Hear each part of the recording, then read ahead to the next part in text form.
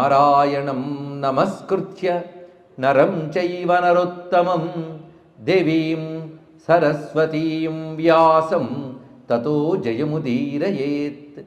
స్మృతిస్మృతిపురాణానామాలయం కరుణాలయం నమామి భగవత్పాదశంకరం లోకశంకరం.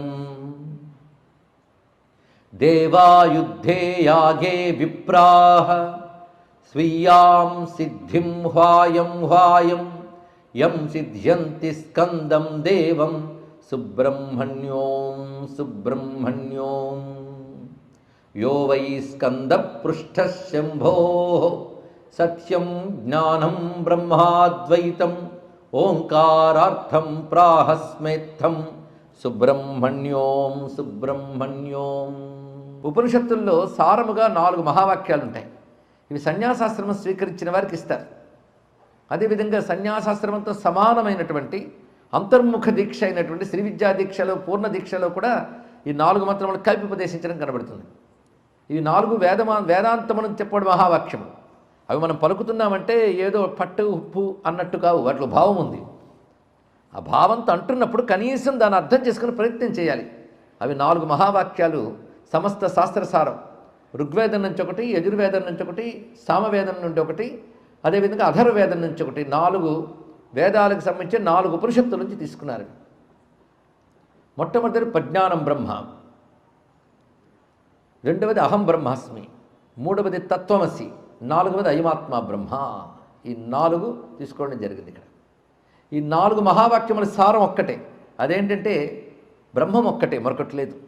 మరి ఇద్దరు జీవులు కనబడుతున్నారంటే భ్రాంతది, అవిద్య.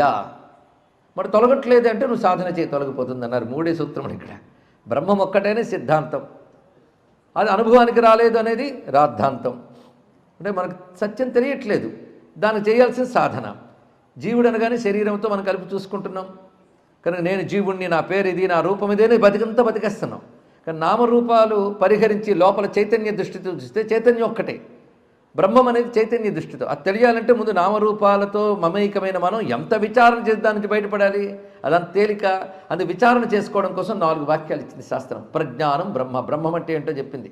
ఆ బ్రహ్మమే నేనయ్యున్నాను, అహం బ్రహ్మాస్మి. గురువు చెప్పాలి అది నీకు తత్వమసి, అది నువ్వయ్యున్నావు ఉపదేశిస్తే కానీ ఇది రాదు. అప్పుడు చెప్తా అయమాత్మ బ్రహ్మ, బ్రహ్మమే ఆత్మస్వరూపం అని.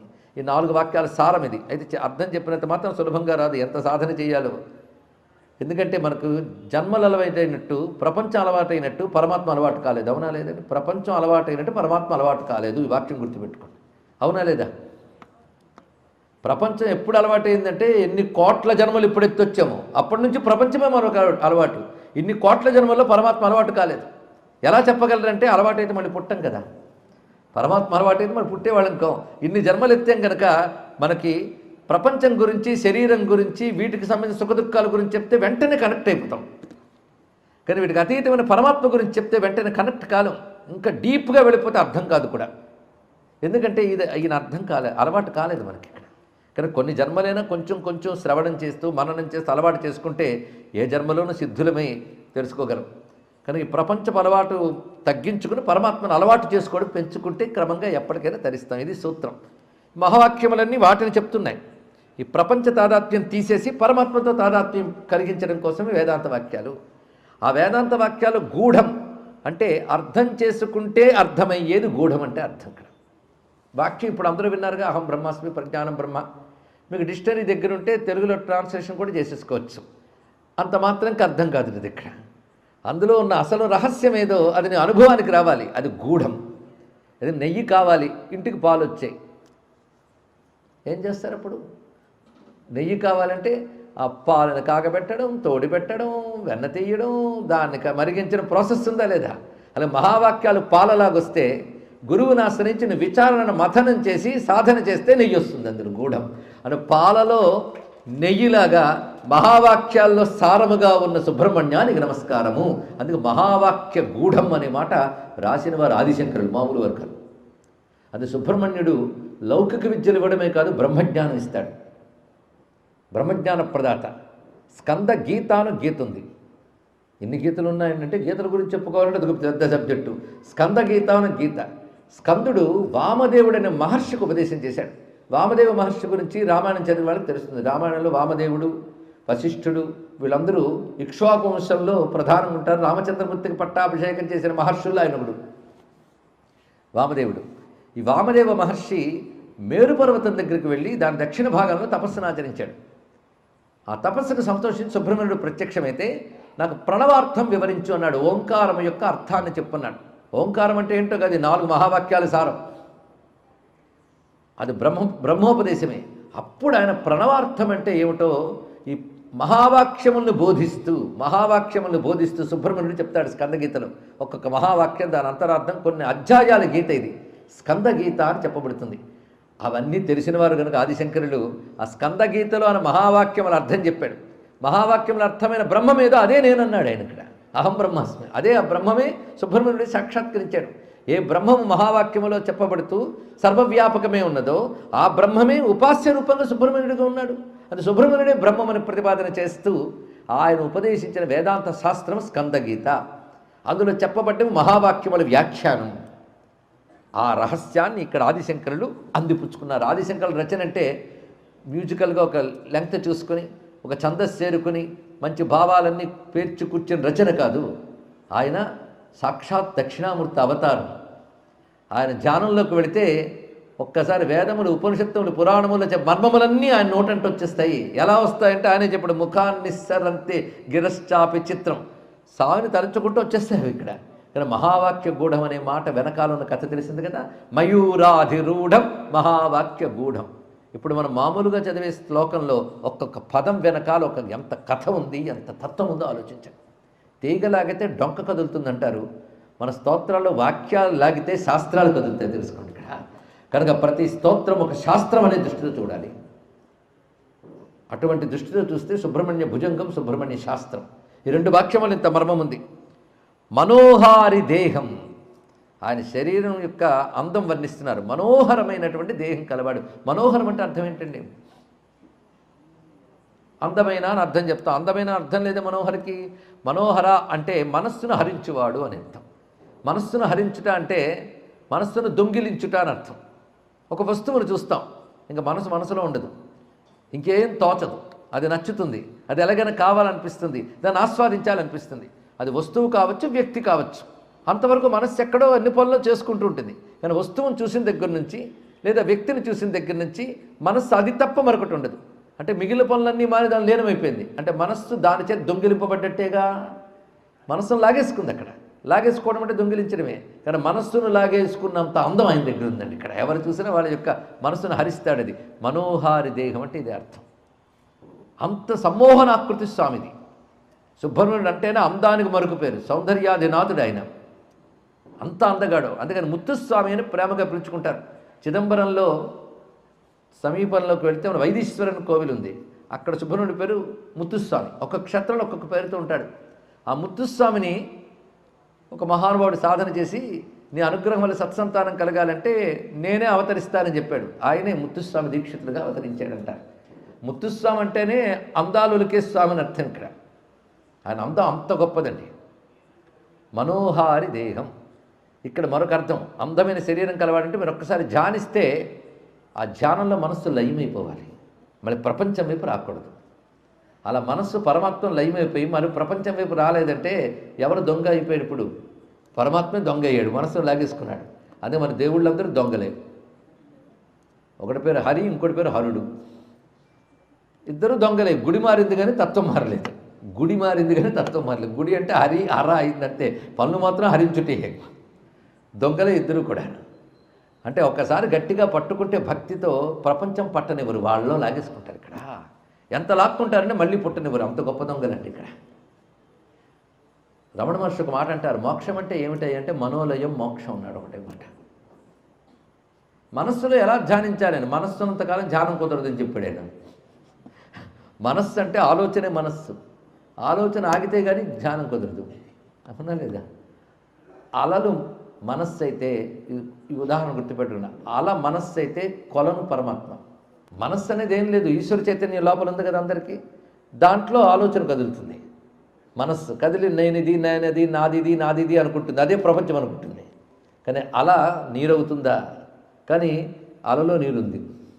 మన ఆలోచనలో ఈశ్వర చైతన్యం ఉంది, కానీ ఆలోచన చూస్తున్నాం కానీ లోపల ఈశ్వరుని చూడట్లేదు. మనం ఇక్కడ అలలు ఆగితే కొలను అసలు రంగు బయటపడుతుంది, ఆలోచనలు ఆగితే లోపల పరమాత్మ తెలుస్తాడని చెప్పారు ఇక్కడ. ఆలోచనల మనస్సు అంటే మనస్సు లయిస్తే దొరికేదేది పరమాత్మ. కానీ పరమాత్మ ఎప్పుడు దొరుకుతున్నాడు? మనోలయమయ్యకు దొరుకుతున్నాడు. కానీ పరమాత్మ అయిన సుబ్రహ్మణ్యుడు అంత అందమైన ఆకృతితో గోచరించాడు. ఎందుకంటే నీ మనస్సు నిన్ను పతనం చేస్తుంది, సంసారంలో పడేస్తుంది. అదే నీ మనస్సు నేను లాక్కుని ముక్తినిస్తున్నానని చెప్పడానికి మనోహారి దేహం, ఇది రెండవ అర్థంగా భావించవచ్చు. అంత విశేషమైన భావం ఉంది మనోహారి దేహం. అయితే ఇంత గొప్పగా చెప్పారు. కానీ ఆ స్వామిని మేము ఎక్కడ ధ్యానించగలమండి? మాకు అధిక టైం లేదు కూడా, మేము ధ్యానించాల్సిన అవసరం కూడా తెలియట్లేదండి. అంటే అర్థం ధ్యానించాల్సిన అవసరం ఏముందండి అన్నారంటే వాడికి రుచే తెలియదని అర్థం. ఇక్కడ మనోహారి దేహం, అందరూ ధ్యానించలేరు పరమాత్మని.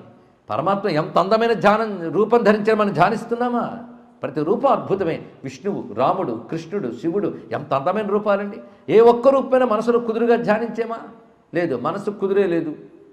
కానీ మనం ధ్యానించలేం కనుక ఎవడూ ధ్యానించలేడండి. ఇది పెద్ద స్టేట్మెంట్. చాలామంది వాడు చేయలేడు, వాళ్ళు లాంటి వాళ్ళే వాడిని చూస్తుంటారు కనుక ఎవరికి వల్ల కాదండి. ఎవరికి వల్ల కాదంటయ్యా? నీకు సాధ్యం కాదు, నీ మిత్రులకు సాధ్యం కాదు, అది చెప్పు. నీలాంటి వాళ్ళకి సాధ్యం కాదు. కానీ భగవంతుడిని ధ్యానంలో పట్టుకునే వాళ్ళు ఎంతమంది లేరు? పట్టుకోవడమే కాదు, ఆ మహాత్ముల హృదయం తను ఇల్లు చేసుకుంటాడు భగవంతుడు, తెలుసా? అందుకే శాంతాకారం భుజగశయనం పద్మనాభం సురేష్ ఎంత వర్ణించిన యోగి హృధ్యాన గమ్యం అని చెప్పాడు ఋషి. అంత తెలివిగా చెప్పాడు, చూసారా? శాంతాకారం భుజగశయనం అంతా చదువుతాం, కానీ నాకెప్పుడు కనబడలేదంటే నీకు కనబడ్డని కూడా రాశాడయ్యా అన్నారు. అంటే ఎవరికి కనబడతాడట? యోగి హృధ్యాన గమ్యం. యోగుల హృదయంలో ధ్యానానికి ఆయన గోచరిస్తాడు. అసలు యోగుల హృదయం ఈశ్వరుడికి నిలయం, ఇంకా ఏవి ఆయన వాళ్ళ హృదయాల్లోకి రావు. మన హృదయంలో ఈశ్వరుడు తక్కువ, మిగిలినవి ఎక్కువ. తక్కువని అన్నాం కానీ అది కూడా సందేహమే. ఆయన తప్ప అన్నీ ఉంటాయి మనసులో, ఆయన ఉండడం కష్టం. యోగులకు ఆయన తప్ప ఏమి ఉండవు. అందుకే యోగులకి పేరు మహాత్ములు. మహాత్ములు అంటే గొప్ప మనస్సు కలవారు, ఇది అర్థం. పెద్ద నిర్వచనాలు అక్కర్లే, గొప్ప మనస్సు కలవారు అని అర్థం. కానీ గొప్ప మనస్సు అంటే యోగము చేత ఆరూఢ స్థితికి వెళ్ళిన చిత్తమే గొప్ప మనస్సు. అలాంటి మహాత్ముల చిత్తము తన గేహం అంటే ఇల్లుగా చేసుకున్నవాడు. మనోహరమైన దేహం ధరించిన సుబ్రహ్మణ్యుడు ఎక్కడుంటాడంటే ఆయన కేర్ ఆఫ్ అడ్రస్సు మహాత్ముల చిత్తమే ఆయన ఇల్లు. ఇల్లు అంటే గేహం, గేహం అంటే ఇల్లుని అర్థం. అదే మనోహారి దేహం మహచ్చిత్త గేహం. మహత్ అంటే మహాత్ములు, గొప్పవారు. గొప్పవారి యొక్క చిత్తము తన ఇల్లుగా చేసుకున్నవాడు. మనోహారి దేహం మహచ్చిత్త గేహం. ఆయన మహీదేవ దేవం. ఇది ఒక రహస్యమైన మాట. మహీదేవులు అంటే భూసురులు. భూసురులు అనే మాట విన్నారు కదా, అంటే ఏమిటి? బ్రాహ్మణులు. మహీదేవులు అంటే బ్రాహ్మణులకి పర్యాయపదంగా వాడారు. మహీదేవులు ఈ మాట శంకరుడు చెప్పడానికి ఆంతర్యం ఉంది. ఎందుకు బ్రాహ్మణులను మహీదేవులు అంటారు అంటే బ్రాహ్మణుడిగా పుట్టినంత మాత్రం మహీదేవుడు కాడు. ముందు ఉపనయన సంస్కారములు పొంది వేదాది శాస్త్రములు అధ్యయనం చేసి దానిలో చెప్పినటువంటి కర్మలు అనుక్షణం ఆచరిస్తూ ప్రాతకాలం నుంచి శయనించే వరకు చేస్తూ ఏహ క్లేశాయ తపసే ప్రత్యత్వనుపమ సుఖం నా భోగాయ కల్పతే. భోగం కోసం నేను పుట్టలేదు అని ప్రాతకాలం బ్రాహ్మీముహూర్తి నుంచి లేచిన దగ్గర నుంచి దీక్షలు, యజ్ఞాలు, కర్తవులు చేస్తూ వేదాది శాస్త్రములు అధ్యయనం చేస్తూ స్వార్థరహితంగా వాటిని ఇతరులకు బోధిస్తూ, ఎందుకంటే ధర్మాది శాస్త్రములు ఒకరి కోసం కాదు, లోకక్షేమం కోసం. యజ్ఞయాగాది కర్తవులు కొంతమంది కోసం కాదు, ప్రపంచంలో ప్రతి జీవి కోసం, ప్రతి మానవుడి కోసం కాదు, ప్రతి జీవి కోసం, ప్రకృతి క్షేమం కోసం యజ్ఞయాగాది కర్తవులు చేస్తారు. కానీ అవి చెయ్యవలసిన జ్ఞానం తెలుసుకుని దానికి తగ్గట్టు జీవిస్తూ నియమాలతో బ్రతుకుతూ ఉండేవారు దేవతాశక్తిని లోకానికి ఇస్తున్నారు కనుక, దేవతాశక్తిని భూమి యందు ప్రవర్తింపజేస్తున్నారు కనుక వారి భూమి యందు దేవతలను గౌరవించారు మనవారు. కానీ యజ్ఞము ద్వారా భగవంతుడిని ఆరాధించి దేవతలను ఆరాధించి తద్వారా లోకక్షేమం కోసం తమ తపస్సును ధారపోస్తున్న వారెవరో వారు భూసురులు అని చెప్పబడతారు. అలాంటి మహీదేవులకు దేవుడు ఆయన. బ్రాహ్మణ దేవుడని కాదు అర్థం. బ్రాహ్మణులకు దేవుడు అంటే ఎవరెవరికి దేవుడు ఏ రూపంతో ఆరాధింపబడతాడో శాస్త్రంలో ఒక మాట ఉంది, అది తెలిస్తే తెలుస్తుంది. యోగులకు హృదయంలో పరమాత్మని ఆరాధించడం అలవాటు. అంటే యోగులకు హృదయంలో పరమాత్మే దైవం. వేదవేత్తలకు యాజ్ఞికులకు అగ్నిహోత్రుడి దైవం. ఈ రెండిట్లో చూడలేని వారికి ప్రతిమలు దైవం. ఇది శాస్త్రం చెప్తుంది ఇక్కడ. అది ఒక్కొక్కరికి ప్రతిమ స్వల్ప బుద్ధీనాం అగ్నిర్దేవో ద్విజాతీనాం. ఇది శాస్త్రం చెప్తుంది. అగ్నిర్దేవో ద్విజాతీనాం. ఆ మాట శాస్త్రం తెలిస్తే ఆ శంకరులు ఎందుకు రాశారో తెలుస్తుంది. అగ్నిర్దేవో ద్విజాతీన అని తెలుసుకోరు. బ్రాహ్మణులకు అగ్నియే దేవం అన్నారు. ఇక్కడ నిత్య అగ్నిహోత్రం చేసుకుంటూ త్రికాలాల్లో చేయవలసినటువంటి త్రేతాగ్ని ఆరాధన చేసుకుంటూ శ్రౌతాగ్ను స్మార్తాగ్ను అగ్నిహోత్ర గృహములు ఉండేవి. అలాగ అగ్నిని ప్రధాన దైవంగా ఆరాధిస్తూ అంటే యజ్ఞమును ప్రధానముగా చేస్తూ జీవించుతున్నటువంటి వారెవరో వారు మహీదేవులు గనక అగ్నిర్దేవో ద్విజాతీనం అన్నారు గనక అలాంటి వేదవేత్తల చేత ఆరాధింపుడు అగ్నియే సుబ్రహ్మణ్యుడిని చెప్పడం కోసం మహీదేవదేవం అని చెప్పారు. ఇక్కడ యజ్ఞాగ్ని స్వరూపుడు. ఇది దీని యొక్క భావం అండి. ఇక్కడ అంటే ఒక వాక్యం వెనకాల శాస్త్ర ప్రమాణం ఎంత అవసరమో చూడండి. ఇది తీసుకొచ్చి మరో స్తోత్రంలో పెట్టడానికి వెళ్ళి సుబ్రహ్మణ్యుడికి ఫిక్స్ ఇది యజ్ఞస్వరూపుడు కనుక. కనుక మహీదేవి ముందు మహచ్చిత్త గేహం అన్నప్పుడు ఏం చేశారంటే మహాత్ముల చిత్తం అంటే యోగుల చిత్తంలో ఉన్నాడు. మహీదేవదేవం అంటే అగ్నిహోత్రముగా ఆరాధింపబడుతున్నాడు. మనోహారి దేహం అంటే సామాన్యుల కోసం అందమైనటువంటి రూపముగా ధ్యానింపబడుతున్నాడు అని కూడా అర్థం చేసుకోవచ్చు. 3 రకాలు ఒకే చోట పెట్టించాడు ఇక్కడ. ఇప్పుడు ఆయన్ని దేనిలో ఆరాధించాలి? విగ్రహంలోనా హృదయంలోనా అగ్ని ఎందా? చెప్పండి. దేనిలోనైనా ఆరాధించచ్చు. అది చెప్పుకోండి. ఇక్కడ అగ్నిహోత్రాన్ని చూసిన సుబ్రహ్మణ్యుడే నమస్కారం చేయండి. ఇంట్లో దీపం వెలిగించుకుని సుబ్రహ్మణ్యుడు నమస్కారం చేసుకోండి. అగ్ని యందు దేవతను ఆరాధించరంటే అదే అర్థం. ఇప్పుడు నేను 3 చెప్పాను కానీ 4వది ఒకటి ఉంది రహస్యం. యోగులు హృదయంలో ధ్యానిస్తారు. హృదయం యోగులకే ఉందా? చెప్పండి. యోగులకు హృదయంలో కనబడతాడు ఏంటంటే నువ్వు యోగివి కావా? కానండి. హృదయం ఉందా? ఉంది. యోగులకు హృదయం ఉంది, నీకు హృదయం ఉంది. వాళ్ళకి హృదయం ఉంది, వాళ్ళకి మాత్రమే ఉందా? నీకు లేదా? కనుక నీకు హృదయం ఉంది కనుక నువ్వు హృదయంలో ధ్యానించడం స్టార్ట్ చేయి. అక్కడ ఉన్నాడు ఆయన, ప్రతివారు హృదయంలో ఉంటాడు. కనుక హృదయంలో ధ్యానించాలి, అగ్నిహోత్రంలో ధ్యానించాలి, విగ్రహంలో ఆరాధించాలి, సూర్యమండలంలో ఆరాధించాలి. 4 విధాలుగా భగవంతుడిని ఆరాధించాలి. హిందువులు అనగా పరమాత్మ 4 స్థానములందు ఆరాధించువారు. ఇది మనకు డెఫినేషన్ తెలియాలండి. ఇక్కడ ఆదిత్య మండలంలో అందుకే మనకి చిన్నప్పటి నుంచి సూర్యుడికి నమస్కారం చేసుకొని చెప్పేవారు. సంధ్యావందనం అంతే. విష్ణువునైనా శివుడినైనా సూర్యమండలంలో ఆరాధించాలి. అమ్మవారు కూడా భానుమండల మధ్యస్థ. నారాయణుడు అయితే జేయస్ సదా సవిత మండల మధ్యవర్తి నారాయణ. ఇంకా శివుడి గురించి వస్తే సౌరమండల మధ్యస్థ సాంబం సంసార భేషణం. అక్కడికక్కడ కనుక మీ పరమాత్మని మీ ఏ దైవం కానైనా అగ్నిహోత్రంలో ఆరాధించాలి, సూర్యభగవాన్లో ఆరాధించాలి, హృదయంలో ధ్యానించాలి, విగ్రహంలో ఆరాధించాలి. ఏదో ఒకటి అనుకోవద్దు. అయితే మాకు అగ్నిహోత్రాలు వేదాలు తెలియవండి, ఇంట్లో దీపం పెట్టుకోండి, నమస్కారం చేసుకోండి, సరిపోయింది. కానీ 4 గంటలు ఆరాధించాలి. అప్పుడు ఆరాధన పరిపూర్ణమవుతుంది. తెలిసింది కదా. అందుకే ఇక్కడ మహచ్చిత్త గేహం ఉన్నప్పుడు యోగుల హృదయంలో ఉండేవాడని చెప్పారు. అంటే యోగులు హృదయంలో సులభంగా చూడగలరు, యోగులు కాని వారు సులభంగా చూడలేరు. అంతేగాని యోగుల హృదయంలో ఉంటాడు మన హృదయంలో ఉంటాడని కాదు. మనం చూసే ప్రయత్నం చేయం. ప్రయత్నం చేస్తే ఎప్పటికైనా చూడగలం. మనమని సాధారణంగా చెప్పాను కానీ ఇక్కడ ఉన్న వాళ్ళని ఎవరిని ఉద్దేశించి చెప్పలేదు. ఇక్కడ అందరూ యోగులు ఉన్నారో నాకు తెలియదు. అందరికీ నమస్కారం చేసుకుంటున్నాను. సామాన్య దృష్టితో మాట్లాడడం జరిగింది. కనుక మనోహారి దేహం మహచ్చిత్త గేహం మహీదేవదేవం అగ్నిర్దేవో ద్విజాతీనాం అన్న వాక్యం ఇక్కడ చూపించారు. ఎందుకంటే స్వామి అగ్నిహోత్ర స్వరూపం చెప్పుకున్నాం మనం. మహావేదభావం తర్వాత వాక్యం చూడండి. మహావేదభావం. మహావేదములు. మహా అంటే గొప్పవైన వేదములు. వేదములు ఎప్పుడు గొప్పవే. వేదముల యందు గొప్ప భావం ఒకటి ఉన్నది. మహావేదభావం. వేదముల యందున్న గొప్ప భావం నీ స్వరూపం అన్నాడు. వేదములలో కర్మలు ఉన్నాయి. మన ఇష్టమైన కోరికలు తెచ్చే కర్మల గురించి వేదం చెప్తుంది. కానీ వేదం యొక్క పరమార్థం మాత్రం పరమాత్మ జ్ఞానాన్ని ఇవ్వడమే. కానీ వేదముల్లో చెప్పబడే గొప్ప భావం ఏంటి? పరమాత్మ జ్ఞానం. ఆ పరమాత్మ స్వరూపుడు నువ్వు. అది మహీదేవదేవం మహావేదభావం మహాదేవబాలం. ఒక్క పదాన్ని చూడండి. ఇక్కడ మహావేద అని మాట్లాడాడు, ఇక్కడ మహాదేవ అని మార్చాడు. వినడానికి అంత ఇంపుగా ఉంది. కానీ మహావేదభావం అంటే గొప్పవైన వేదముల యందు తాత్పర్యముగా ఉన్నవాడు. సర్వే వేదాయత్పద మామనంతి ఉపనిషత్తు చెప్తుంది. సర్వవేదములు కూడాను ఏ పరమాత్మని చెప్పడానికి వచ్చాయో ఆ పరమాత్మను ఉపాసించాలి అన్నారు. అంటే వేదములు 7 కోట్ల మంత్రాలతో ఉంటాయి, 4 వేదములతో ఉంటాయి. అన్నిడు తాత్పర్యం మాత్రం ఒకటే, పరమాత్మను చెప్పడమే. కానీ మహావేద భావం అంటే సర్వవేదముల యొక్క తాత్పర్యమైన పరమాత్మవు నువ్వు. కానీ సుబ్రహ్మణ్యుడుగా ఒకానొక దేవత అనే భావం నుంచి బయటకు వచ్చి సంపూర్ణమైన పరబ్రహ్మ అని అర్థం తెలుసుకోవాలి. మహావేద భావం. అటువంటి మహావేద భావం అయిన వాడు మహాదేవ బాలం. ఇది అర్థమైపోయింది. మహాదేవుడిని శివునకు బాలుడుగా వచ్చినవాడు ఆయన. భజే లోకపాలం.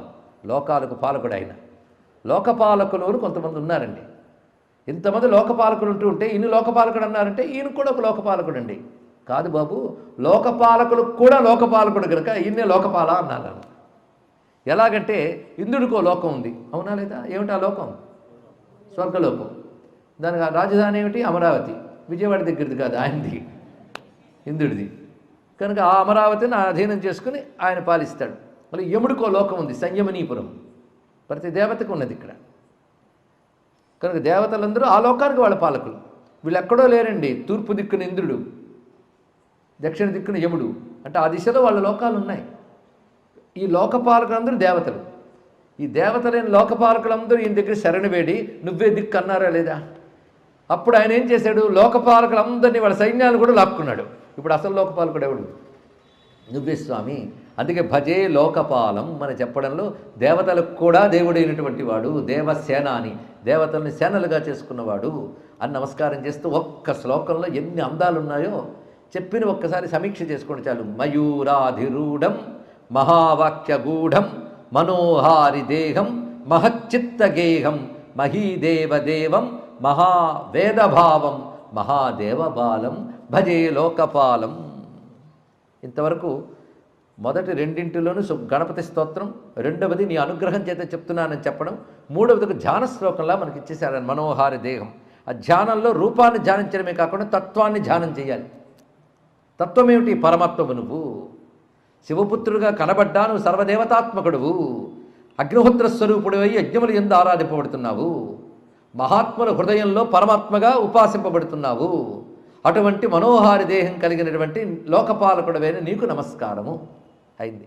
ఇప్పుడు ఇక్కడి నుంచి మనం తిరుచెందూరు తీసుకెళ్తున్నారు. ఎవరు? శంకర భగవత్పాల్ వారు. మీరు సిద్ధమేనా? వెళదాం.